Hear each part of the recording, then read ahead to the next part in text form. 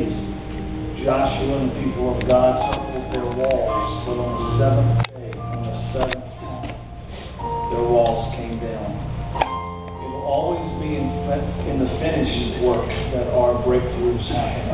Our recognition of what He has already done is the key to overcoming life. And what is interesting tonight, we're going to Psalm 128, which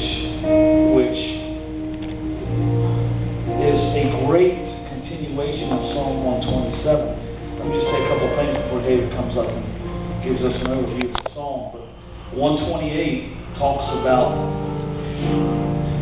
your labor is in vain if you try to build it. Remember what I said last week? You can't build it without Him, but He refuses to build it without you.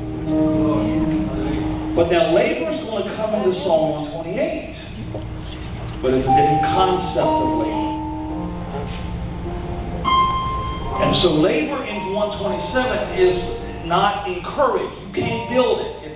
You can't build it. Your labor is in vain when you try to make it happen. Psalm 127. Psalm 128. You're going to eat the fruit of your labor. We'll talk about why the difference between 127 and 128. Psalm 127 basically is a generational verse.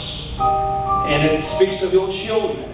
And it talks about the promise that is on your children, to a reciprocal blessing on your children. One day your children are going to bring back a blessing to your life. They are a heritage of the Lord, which means they are a divine investment. Invest in your kids.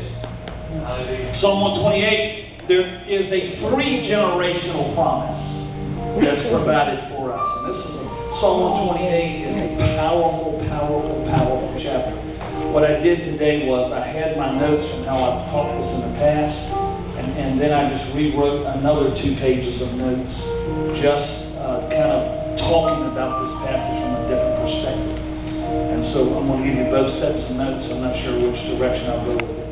But I have Psalm 128 really in my notes from 2 different perspectives.